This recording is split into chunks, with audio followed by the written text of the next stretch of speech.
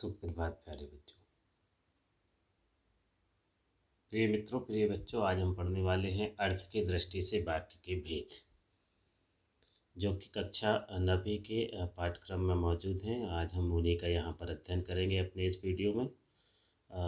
तो चलिए हम अध्ययन शुरू करते हैं। हम देखते हैं अर्थ की दृष्टि से वाक्य के भेद। ये देखिए, अर्थ की दृष्टि से वाक्य के भेद। परिभाषा क्या होगी? ऐसे शब्द समूह जो व्यवस्थित हों तथा सार्थकता प्रकट कर रहे हों, उन्हें वाक्य कहते हैं। अब आप लोगों के अंदर एक विचार आ रहा होगा कि सार्थकता क्या कहलाती है, ये व्यवस्थित क्या कहलाता है। तो प्रिय बच्चों, वास्तव में जो हम बोल रहे होते हैं, देखिए, हमारी जो ध्वनि होती है उसकी सबसे छोटी इकाई होती है वर्ण। वर्णों के मेल से बनते हैं शब्द, और शब्दों के मेल से क्या बनता है? वाक्य बनता है। लेकिन जैसे कुछ शब्द निरर्थक होते हैं, मतलब जिनका कोई अर्थ नहीं होता, ठीक वैसे ही कुछ वाक्य भी ऐसे हो जाते हैं कि जिनका कोई अर्थ ही नहीं निकलता। जब वे व्यवस्थित नहीं होते तो उनका कोई अर्थ नहीं निकलता, सार्थकता नहीं होती। सार्थकता मतलब वह अर्थ सहित नहीं होते, वह निरर्थक होते हैं, बिना अर्थ के होते हैं। जैसे एक वाक्य देखिए, नभ से भिक्षु पड़े चल से हम लेकर विदाई। ये जो वाक्य है ये व्यवस्थित नहीं है। व्यवस्थित नहीं है तो इसमें सार्थकता नहीं है। आप खुद देखिए, इसका आप क्या अर्थ निकालेंगे? नभ से भिक्षु पड़े, एक मिनट रुकिए, अब आपको ज़्यादा अच्छे से स्पष्ट रूप से दिखाई देगा। ये देखिए, ये वाला वाक्य, नभ से भिक्षु पड़े चल से हम लेकर विदाई। शब्दों का समूह तो है, लेकिन ये व्यवस्थित नहीं है, और व्यवस्थित नहीं तो सार्थक नहीं है, कोई अर्थ नहीं निकल रहा है। अब इसी को हम व्यवस्थित कर दें, हम भिक्षु नवसे से विदाई लेकर चल पड़े। देखिए, जैसे ही हमने उसको व्यवस्थित किया, वह क्या हो गया? सार्थक हो गया। तो वास्तव में वाक्य क्या है? शब्दों का ऐसा समूह जो सार्थक हो और व्यवस्थित हो, उसी को हम क्या कहते हैं? उसी को हम वाक्य कहते हैं। अब वाक्य के कितने अंग होते हैं? तो ये देखिए, वाक्य में दो अंग होते हैं। एक होता है उद्देश्य और दूसरा होता है विधेय। ये उद्देश्य और ये विधेय। अब उद्देश्य क्या कहलाता है? चलिए तो हम देखते हैं उद्देश्य क्या कहलाता है। वाक्य के में जिस विषय में कुछ बात कही जाए वही उद्देश्य कहलाता है। उद्देश्य को कर्ता भी कहते हैं। वाक्य में जिसके विषय में हम कोई बात कर रहे हैं, जिसके बारे में हम कोई बात कर रहे हैं, उसी को हम क्या कहते हैं? उसी को उद्देश्य कहते हैं। और उसी को वास्तव में क्या कहा जाता है? कर्ता कहा जाता है। जैसे हम दो उदाहरण देखते हैं। ये उदाहरण देखिएगा आप, सीता कपड़े धो रही है। अगला है राम खेल रहा है। अब जरा इन दोनों वाक्यों में आप देखिए, आपको कर्ता क्या समझ में आ रहा है? जी हाँ, बिल्कुल सही। पहले वाक्य में कर्ता सीता है, दूसरे वाक्य में कर्ता राम है। अब किसके विषय में बात हो रही है? सीता के विषय में बात हो रही है। और किसके विषय में बात हो रही है? राम के विषय में बात हो रही है। तो यहाँ पर वाक्य का उद्देश्य सीता होगी, और अगले वाक्य में वाक्य का उद्देश्य राम होगा। यही कर्ता होंगे, और इन्हीं के विषय में चूंकि बात की जा रही है, तो जिनके विषय में बात की जाती है उसी को हम उद्देश्य कहते हैं। अब क्या होता है इसके अलावा? इसके अलावा होता है विधेय। एक उद्देश्य हो गया, दूसरा क्या हो गया? विधेय। अब ये विधेय क्या कहलाता है? वाक्य का वह अंग जो उद्देश्य के विषय में क्या कर रहा होता है? देखते हैं, हम बता रहा होता है, उसी को हम क्या कहते हैं? उसी को हम विधेय कहते हैं। ये देखिए, उसी को हम विधेय कहते हैं। जो क्या कर रहा होगा? जो आपको वाक्य के बारे में, वाक्य का वह अंग जो उद्देश्य के विषय में बता रहा होता है, उसी को क्या कहा जाता है? वास्तव में उसी को विधेय कहा जाता है। उम्मीद कर सकता हूँ इतना ये जो पोर्शन है, इतनी जो बात है, ये आपको स्पष्ट हो गई होगी कि वाक्य क्या कहलाता है। ऐसे शब्द समूह जो व्यवस्थित हों तथा सार्थकता प्रकट कर रहे हों, उन्हीं को हम क्या कहते हैं, उन्हीं को हम वाक्य कहते हैं। वाक्य के कितने अंग होते हैं, तो वाक्य के दो अंग होते हैं। कौन कौन से? एक उद्देश्य और दूसरा विधेय। उद्देश्य क्या कहलाता है?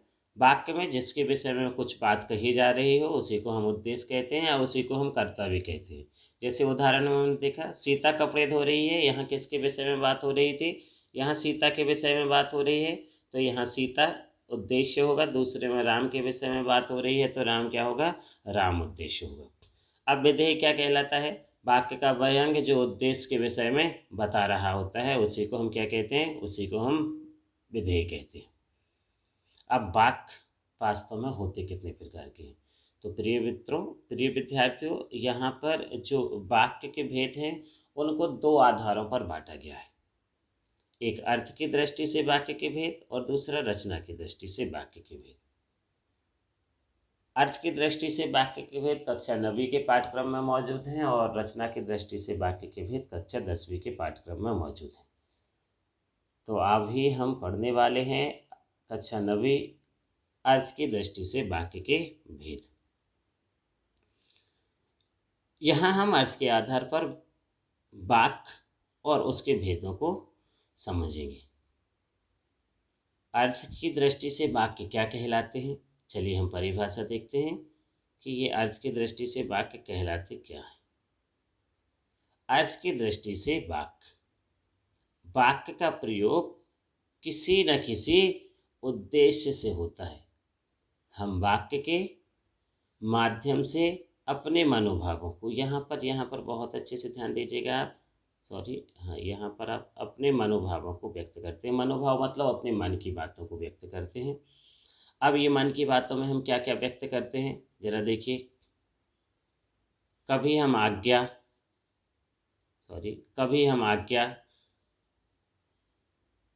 के लिए यूज़ करते हैं, कभी शंका के लिए यूज़ करते हैं, तो कभी किसके लिए यूज़ करते हैं? कभी संकेत, तो कभी प्रश्न पूछने के लिए, देखिए ये कभी संकेत के लिए, कभी प्रश्न पूछने के लिए, तो कभी विस्मय का भाव प्रकट करने के लिए हम क्या करते हैं? वाक्यों का प्रयोग करते हैं। इस प्रकार वाक्य जो अर्थ प्रकट कर रहा होता है उसी को वाक्य का अर्थ कहा जाता है, और इसी आधार पर, अर्थ के आधार पर वाक्यों को बांटा गया है। और कितने भागों में बांटा गया है?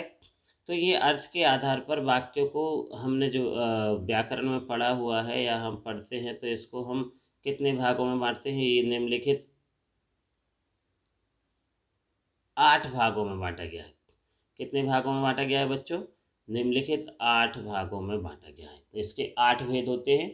अब आप समझ जाइए कि अर्थ की दृष्टि से वाक्य के कितने भेद होंगे। अर्थ की दृष्टि से वाक्य के 8 भेद होंगे। कौन कौन से? पहला विधानवाचक, फिर एक मिनट रुकिए जरा। पहला विधानवाचक, दूसरा निषेधवाचक, तीसरा प्रश्नवाचक, चौथा आज्ञावाचक, पांचवा संकेतवाचक, छठवां इच्छावाचक, सातवां विषयवाचक और आठवां संदेहवाचक। इस प्रकार से ये 8 भेद इसके होते हैं, और इन 8 भेदों का आज हम यहाँ पर अध्ययन करने वाले हैं। तो सबसे पहले हम क्या पढ़ने वाले हैं? सबसे पहले हम पढ़ने वाले हैं विधानवाचक। अब ये विधानवाचक वाक्य क्या कहलाते हैं? जिन वाक्यों से किसी क्रिया के करने या होने का की सामान्य सूचना प्राप्त होती है या मिलती है, उन्हीं को विधानवाचक वाक्य कहते हैं। उदाहरण देखिए, मतलब साधारण रूप से किसी क्रिया के करने या होने की बात जहां आपको मिल रही है। उदाहरण, सुमित खेल रहा है। दूसरा उदाहरण, वह बाजार गया। ये देखिए, हमें एक सामान्य सी सूचना प्राप्त हुई क्रिया के होने की या क्रिया के करने की। सुमित क्या क्रिया कर रहा है? सुमित खेल रहा है। और वह क्या कर रहा है? वह बाजार गया हुआ है। तो ये दोनों ही उदाहरण विधानवाचक दृष्टि से उचित हैं। अगला हम देखते हैं निषेधवाचक। अब ये निषेधवाचक क्या कहलाता है? तो ये निषेधवाचक कहलाता है जिन वाक्यों से किसी कार्य या क्रिया के होने या ना क्रिया के ना होने या निषेध का बोध होता है, उन्हें हम निषेधवाचक कहते हैं। जिन वाक्यों से किसी कार्य या क्रिया के ना होने, मतलब वह नहीं हो रहा होगा, या निषेध का बोध होता है, उन्हें निषेधवाचक वाक्य कहते हैं। उदाहरण, श्रेया स्कूल नहीं जाएगी। देखिए प्रिय विद्यार्थियों, यहाँ पर स्पष्ट हो रहा है जैसे ही आप इस वाक्य को पढ़ते हैं कि वो कार्य नहीं किया जा रहा है। कार्य नहीं किया जा रहा है अर्थात क्या होगा? निषेधात्मक वाक्य होगा, निषेधवाचक वाक्य होगा। तो उदाहरण से स्पष्ट होता है कि श्रेया स्कूल नहीं जा रही है, अर्थात वो कार्य नहीं किया जा रहा है। फिर अगला क्या है? रोहन यहाँ नहीं है। ये भी स्पष्ट हो रहा है कि भाई किसी ने पूछा रोहन यहाँ है, नहीं नहीं भाई रोहन यहाँ नहीं है, मतलब निषेधात्मक है, निषेधवाचक वाक्य है। गौतम बीमार नहीं है, ये भी बता रहा है कि गौतम स्वस्थ है, वह बीमार नहीं है, ये भी निषेधात्मक वाक्य है। अगला प्रश्नवाचक वाक्य। अब प्रश्नवाचक वाक्य जहाँ पर आप किसी से कोई क्वेश्चन कर रहे होते हैं, कोई प्रश्न कर रहे होते हैं, वहाँ पर क्या होता है? वहाँ पर होता है प्रश्नवाचक वाक्य। हम देखें जरा, जिन वाक्यों में प्रश्न किया जाए या प्रश्न पूछने का बोध हो, उन्हें प्रश्नवाचक वाक्य कहते हैं। मतलब जहाँ पर आप किसी से कोई प्रश्न कर रहे हैं, कोई प्रश्न पूछ रहे हैं, या आपको लग रहा है कि ये आपसे प्रश्न पूछा जा रहा है, ऐसा आपको बोध होता है, तो वास्तव में वहाँ प्रश्नवाचक होता है। तुम कब आए? देखिए यहाँ पर ना एक बात बहुत अच्छे से ध्यान रखिएगा कि यहाँ जो वक्ता होगा उसमें जिज्ञासा होगी, उसमें जानने की इच्छा होगी। तुम कब आए, ये जानने की इच्छा है, वह जिज्ञासु होगा। वाक्य आपको जो भाव दे रहा होगा वो जिज्ञासु होने का भाव दे रहा होगा। तुम कब आए, ये जिज्ञासा है, ये जानने का एक भाव ही है। वहाँ कौन है? अब इसकी सबसे अच्छी पहचान एक ये भी है कि इसके अंत में आपको प्रश्नवाचक चिन्ह भी मिल जाएगा। इसको देख के ही आप समझ जाइए कि ये प्रश्नवाचक चिन्ह है। आप कहाँ पढ़ते हो? ये तीनों के तीनों प्रश्न एक जिज्ञासा को भी दिखा रहे हैं, और जिज्ञासा को दिखाने के साथ साथ इनमें प्रश्नवाचक भाव भी है, चिन्ह भी है। अगला है आज्ञावाचक। जिन वाक्यों में आदेश, आज्ञा, प्रार्थना या निर्देश का भाव होता है, उन्हें हम क्या कहते हैं? उन्हें हम आज्ञावाचक वाक्य कहते हैं। देखिए जैसे एक शिक्षक है, वह आपको एक आदेश दे रहा है, वह आपको एक आज्ञा दे रहा है। क्या कह रहा है? शोर मत कीजिए, ये आपको आदेश दिया गया है। ठीक है। अब दूसरे वाक्य में आप देखिए, कृपया शांत बैठिए। यहाँ आपसे प्रार्थना की जा रही है कि आप कृपया शांत बैठ जाइए। तो या तो आपको आदेश दिया जा रहा होगा, आज्ञा दी जा रही होगी, या प्रार्थना या निर्देश का भाव होगा। तो पहले में क्या, कौन सा भाव था? आज्ञा का, आदेश का भाव था, शोर मत कीजिए। दूसरे में कहा गया कृपया शांत बैठिए। तीसरा क्या है? उधर बैठो, ये निर्देश है कि आपको कहाँ बैठना है, उस तरफ बैठना है। तो इस प्रकार से हमें समझ में आता है कि जहाँ आज्ञा होगी, आदेश होगा, या जहाँ निर्देश होगा, वहाँ पर क्या होगा? वहाँ पर होगा आपका आज्ञावाचक वाक्य। अब अगला क्या है? अगला है संकेत। जिन वाक्यों में एक काम का होना दूसरे काम के होने पर निर्भर करता है, उसे संकेतवाचक वाक्य कहते हैं। बहुत अच्छे से ध्यान रखिए प्रिय विद्यार्थियों, यहाँ एक काम का होना दूसरे काम पर निर्भर होगा, तथा इन वाक्यों में विधान किसी शर्त के बाद पूरा होता है। मतलब एक शर्त रखी होगी, एक कंडीशन रखी होगी, टर्म एंड कंडीशन होगी। जब वह टर्म एंड कंडीशन पूरी होगी, जब वह शर्त पूरी होगी, तभी वह संकेतवाचक वाक्य होगा और तभी वह पूर्ण होगा। देखिए कैसे, अगर वर्षा हुई तो फसल अच्छी होगी। मतलब यदि बारिश नहीं होगी तो फसल अच्छी नहीं होगी। फसल अच्छी होनी है तो उसके लिए क्या होना होगा? बारिश का होना जरूरी है। अगर वर्षा हुई तो फसल अच्छी होगी। मतलब एक काम का होना दूसरे काम पर निर्भर करता है। फसल अच्छी कब होगी? जब बारिश होगी, और जब बारिश अच्छी होगी तभी फसल अच्छी होगी। मतलब एक काम दूसरे काम पर क्या है? निर्भर है। दूसरा देखिए, यदि तुम पढ़ाई करोगे तो पास हो जाओगे। फिर देखिए एक कंडीशन आ गई, एक टर्म आ गई कि यदि तुम पढ़ाई करोगे तो पास हो जाओगे। मतलब यदि पढ़ोगे नहीं तो पास नहीं होगे। तुम्हें पास होना है तो तुम्हें पढ़ना होगा। जब तुम पढ़ोगे तभी तुम पास होगे। तो एक वाक्य का होना किस पर निर्भर हो गया? दूसरे पर निर्भर हो गया। एक शर्त हो गई। एक शर्त के साथ ही आपको वो वाक्य मिलेगा और इस शर्त के साथ ही आपको उस वाक्य को पूर्ण करना होगा। अगला आता है इच्छावाचक। जिन वाक्यों में कर्ता या वक्ता की इच्छा या कामना, शुभकामना, आशीर्वाद आदि को व्यक्त करने का बोध हो या व्यक्त की जाती है या व्यक्त करने का भाव हो, उन्हें इच्छावाचक वाक्य कहते हैं। जैसे ईश्वर तुम्हें खुश रखे, आप दीर्घायु हो, हमेशा खुश रहो, दूधू नहाओ पूतो फलो। ये सारे के सारे क्या हैं? यहाँ पर इच्छाएं हैं। काश वो आ जाता, ये मेरी कामना है कि आप खुश रहिए। मेरी इच्छा क्या है? कि काश वो आ जाता। तो यहाँ पर जहाँ आपको आशीर्वाद का भाव हो, शुभकामना, शुभ दीपावली, होली की अनंत शुभकामनाएं, जन्म दिवस की अनंत अनंत शुभकामनाएं। तो ये जितने भी वाक्य हैं, ये सारे के सारे इच्छावाचक वाक्य होंगे। अब हम पढ़ते हैं विस्मयवाचक। जिन वाक्यों में आश्चर्य, हर्ष, शोक, घृणा आदि का भाव व्यक्त हो, वे विस्मयवाचक वाक्य कहलाते हैं। इन वाक्यों में श्रोता की उपस्थिति अनिवार्य नहीं होती। ये बात बहुत अच्छे से ध्यान रखिएगा प्रिय विद्यार्थियों, कि यहाँ श्रोता का होना जरूरी नहीं है। बिना श्रोता के केवल वक्ता ही इसका अनुसरण करते हुए इसको व्यक्त कर सकता है। उदाहरण, वाह कितना सुंदर दृश्य है। देखिए यहाँ विस्मय की स्थिति है, हर्ष की स्थिति है, आश्चर्य की स्थिति है। तो ऐसी स्थिति में हम क्या कहेंगे? इनको हम विस्मयवाचक शब्द कहेंगे। जैसे देखिए अगला है छी, कितने गंदे कपड़े हैं। यहाँ घृणा का भाव आ गया, छी, कपड़े साफ नहीं है, बहुत गंदे, इसलिए छी। हाय मैं मर गया। ये शोक, ये दर्द की स्थिति है कि हाय मैं मर गया, मतलब कोई चोट लग गई, कुछ ऐसा हो गया, तो वो जो दर्द का भाव व्यक्त हुआ उसके लिए हम यहाँ पर विस्मयवाचक शब्द का प्रयोग, वाक्य का प्रयोग करेंगे। अगला है आपका संदेहवाचक। अंतिम 8वां संदेहवाचक। मतलब आप को जैसे ही इस वाक्य का नाम सुनेंगे आपको इसका अर्थ स्पष्ट हो जाता है कि यहाँ पर किसी भी कार्य या क्रिया के संपन्न होने में संदेह प्रकट किया जाएगा, शंका प्रकट की जाती है। वहाँ पर क्या होता है? वहाँ संदेहवाचक वाक्य होता है। जैसे शायद आज वर्षा ना हो। देखिए पक्का नहीं है, कंफर्म नहीं है, संदेह की स्थिति है। शायद ना हो भी सकती है। हो सकता है पिताजी आ जाएं, पक्का नहीं है कि आएं, हो भी सकता है आएं और ना भी आएं, फिर वही शंका की स्थिति, संदेह की स्थिति।